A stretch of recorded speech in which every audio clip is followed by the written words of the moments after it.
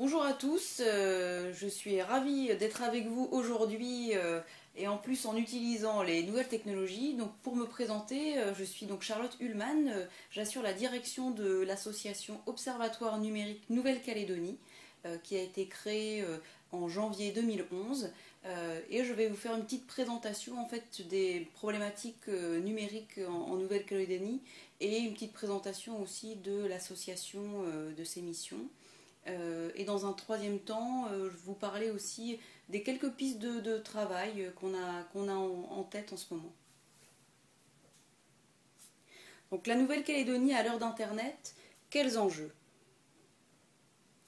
La Nouvelle-Calédonie est une petite île de 250 000 habitants qui est située dans le Pacifique, entre l'Australie et la Nouvelle-Zélande.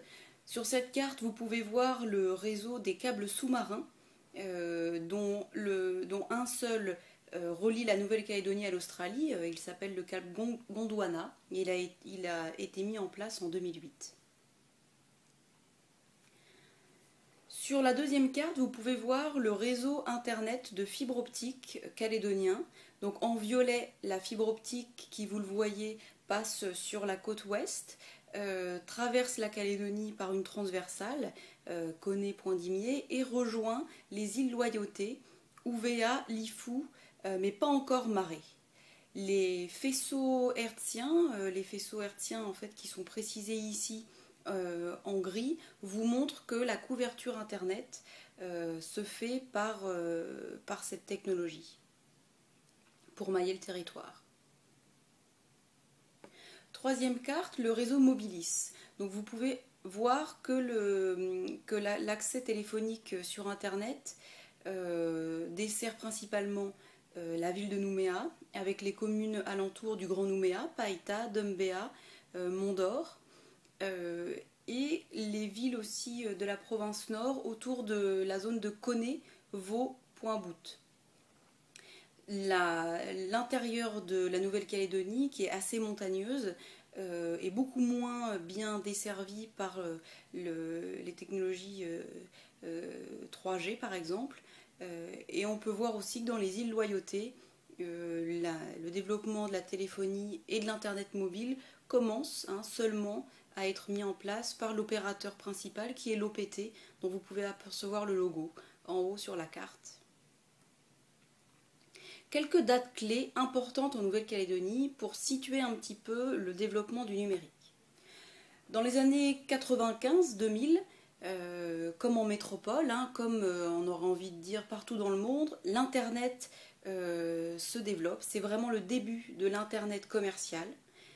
Et dans les années 2000-2008, on voit bien que les équipements informatiques, numériques, ordinateurs, téléphones, commencent à arriver sur le territoire. Les collectivités locales commencent aussi à équiper les établissements scolaires. Les usages également se développent dans les administrations. Et 2008, date importante, l'arrivée du câble sous-marin Gondwana. À partir de 2009, là c'est une date très importante, puisqu'un premier membre du gouvernement est en charge du numérique. Bernard Deladrière a été le premier membre du gouvernement en charge de ce secteur, et Sonia Backès a ensuite repris ce sujet en main. En janvier 2011, l'Observatoire numérique est créé par une volonté véritablement des acteurs locaux, collectivités publiques, entreprises, chambres consulaires. Et le 1er novembre 2011, une cellule économie numérique est créée par le gouvernement afin de mettre en place la stratégie du territoire.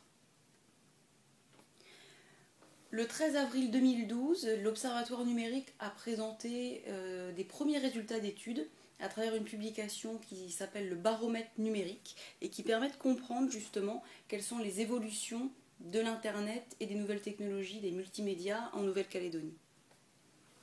Le 13 avril aussi, ce qui est important, c'est que Sonia Backès a annoncé la mise en place d'un fonds de lutte contre la fracture numérique doté de 70 millions de CFP afin de soutenir les porteurs de projets du territoire dans cet objectif. 8 août 2012, le gouvernement a présenté le premier diagnostic du plan stratégique pour l'économie numérique, qu'on en appelle aussi ici le PSEN, afin justement de mettre cette stratégie en place avec l'ensemble des acteurs du territoire. Usage du web, ça c'est important aussi de comprendre que la Nouvelle-Calédonie est véritablement déjà entrée dans l'ère Internet.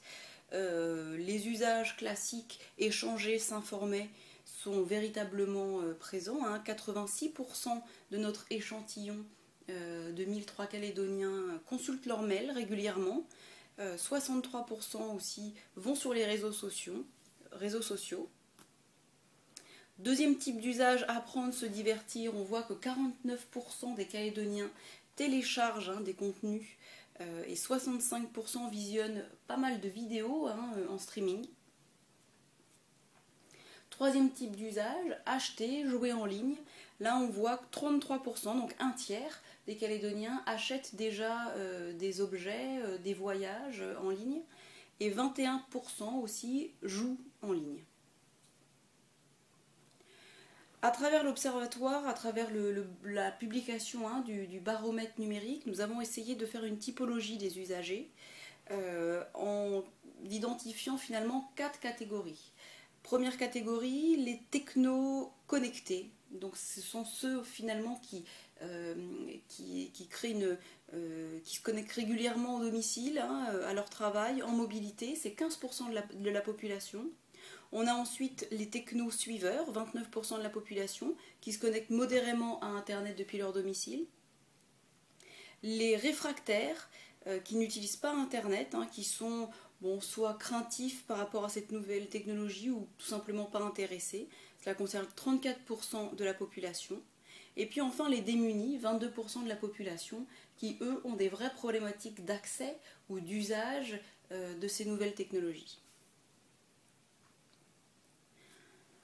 Deuxième idée dans cette présentation, vous présentez l'Observatoire numérique, association qui a été créée, comme je vous l'ai dit tout à l'heure, en janvier 2011, donc qui a pas encore 2 ans d'activité. Donc cette association est constituée classiquement d'un bureau, donc de 3 personnes, une présidente, Paola Logli, un secrétaire, Fabien Ducasse, qui est le directeur de la Caisse des dépôts et consignations au niveau de la Nouvelle-Calédonie et du Pacifique, un trésorier, Nicolas Salvador, qui est le directeur du 2e FAI du territoire, qui s'appelle Canel. Dans notre conseil d'administration, on retrouve également le gouvernement de la Nouvelle-Calédonie, on retrouve l'OPT, l'opérateur historique national du territoire. On va retrouver aussi la province des îles, et puis l'Office de développement de la cyberculture de la province Nord. Donc nous avons la chance d'avoir un conseil d'administration et un bureau représentatif des intérêts généraux de la Nouvelle-Calédonie, à la fois avec la compétence métier, la compétence territoire et la compétence société civile avec l'association ODC. Parmi nos membres adhérents de l'Assemblée générale, sur la première année, nous avons eu 36 adhérents, à la fois des acteurs individuels, appartenant à des SS2I, appartenant à l'audiovisuel également, la chambre consulaire comme la chambre de commerce et d'artisanat. Comment l'observatoire fonctionne? Pour l'instant, il y a un permanent que vous avez devant vous, qui travaille donc avec son conseil d'administration, son bureau, pour vraiment entériner la feuille de route et les décisions de travail de l'association. Nous travaillons aussi avec des prestataires extérieurs pour assurer des missions de communication, coordination, et là, de plus en plus cette année, avec des prestataires qui vont nous permettre de mettre en place des études. Le baromètre est un premier projet, et puis de plus en plus des programmes d'action que nous essayons de mener sur plusieurs années afin qu'il y ait vraiment une dynamique de projet dans les actions que nous entreprenons.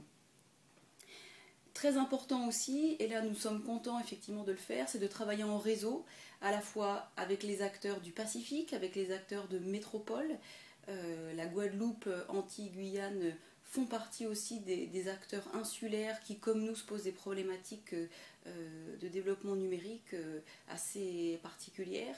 Et puis effectivement les acteurs calédoniens pour vraiment créer une dynamique de réseau. Nous avons deux missions. La première mission, c'est observer. Observer en mettant en place finalement des diagnostics à travers des travaux, des publications. Ces diagnostics, nous les menons sur 4 thèmes principaux. Les réseaux, comprendre vraiment comment l'aménagement du territoire doit se faire en Calédonie. Donc les cartes que nous avons présentées en démarrage de cette présentation sont très importantes sur ce premier domaine. Deuxième domaine, les services. Essayer de comprendre comment s'organise tout ce qui est modernisation en fait, de l'administration électronique, développement de nouveaux services dans le domaine de l'éducation, dans le domaine de la santé, dans le domaine du développement économique, du tourisme, de la culture, finalement de toutes les politiques publiques du territoire, et comprendre aussi comment ces organisations se modernisent en interne. Troisième diagnostic, les usages, pour comprendre effectivement comment les individus, les administrations publiques et les entreprises utilisent l'Internet, utilisent les nouvelles technologies et en ont des usages assez différents, à la fois classiques, qu'on pourra qualifier de Web 1, ou plus interactifs et dynamiques, Web 2, voire Web 3. Quatrième type de secteur que nous regardons très précisément, c'est la filière. Essayer de voir si les acteurs publics, mais surtout les acteurs privés, s'organisent pour créer une dynamique de cluster, une dynamique de pôle de compétitivité, comme on appelle ça en fait en métropole, pour mettre en place à la fois les entreprises, les locomotives des grandes entreprises, tout le tissu aussi des petites entreprises, et avec les centres de formation et de recherche, l'université, le CNAM, nous avons aussi l'IFAP, l'Institut de formation des agents publics, donc beaucoup d'organismes à mettre en réseau pour créer peut-être demain une filière et une compétence numérique exportable, reconnue en Nouvelle-Calédonie. Deuxième mission, c'est vraiment l'échange. Donc l'échange, nous essayons en fait de mener des actions d'information, de veille, de communication à travers des publications, à travers notre site web, à travers notre newsletter. Et nous organisons aussi des ateliers débats, des séminaires pour que les gens puissent se rencontrer, comprendre leurs compétences, comprendre aussi leur retour d'expérience sur du montage de projets, sur également du développement innovant. Et bien sûr favoriser les partenariats. Voici quelques présentations de travaux que nous avons menés depuis que l'association est créée. En 2010, nous avons joué le rôle d'éditeur car nous avons publié une étude, Les universités du Pacifique à l'heure du numérique. Cette étude a été menée par l'Université de la Nouvelle-Calédonie en partenariat avec la Caisse des dépôts et l'Observatoire a synthétisé cette étude dans une trentaine de pages assez illustrées, assez pédagogiques pour comprendre la stratégie des universités néo-zélandaises, australiennes, celle de Fidji ou encore celle de Hawaï, pour bien la comparer aussi avec celle de la Nouvelle-Calédonie. Deuxième publication importante, les travaux et les retours en fait, des études et sondages du baromètre numérique, donc une cinquantaine de pages qui vous présentent à la fois tous les usages en fait, des Calédoniens, des administrations, des entreprises, un zoom aussi sur la filière et enfin des cartographies menées avec l'OPT pour bien comprendre la couverture, l'accessibilité, l'éligibilité en fait, des réseaux internet et téléphoniques en Nouvelle-Calédonie. Autre élément aussi pour nous de communication, les newsletters. Voici quelques extracts de nos newsletters qui sont mensuels et nous essayons à chaque fois de faire un dossier thématique et de valoriser les initiatives locales et du Pacifique dans cette newsletter qui est gratuite sur notre site web. Vous pouvez vous y abonner. Enfin, pour vraiment aussi donc faire de l'animation entre les acteurs, voici quelques quelques initiatives menées localement depuis 2010. Nous avons visité un câblier pour bien comprendre comment la fibre optique et les câbles sous-marins sont réparés. Donc nous avons la chance à Nouméa d'avoir un câblier qui est à quai et qui fait des opérations d'urgence. Nous avons organisé aussi des rencontres numériques avec les acteurs en partenariat avec la Commission du Pacifique Sud. Donc là, avec cette dynamique pacifique qui nous est chère.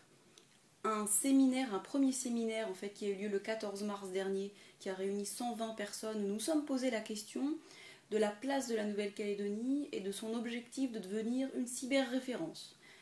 Donc là, les acteurs ont vraiment pris la dimension du besoin d'avoir une stratégie, du besoin de prioriser les actions à mener sur le territoire et finalement aussi de mener des projets structurants pour le territoire. Dernier type aussi d'événements que nous organisons, la rencontre des animateurs des espaces publics numériques.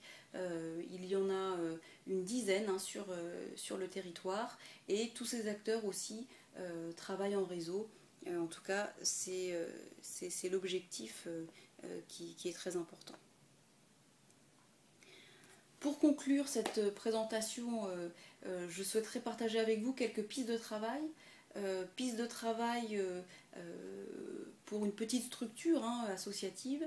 Nous nous interrogeons aujourd'hui sur la façon justement de bien travailler en réseau avec les acteurs calédoniens, avec les acteurs aussi du Pacifique, Nouvelle-Zélande, Australie, mais aussi tous les petits territoires insulaires comme le Vanuatu, comme également Fidji.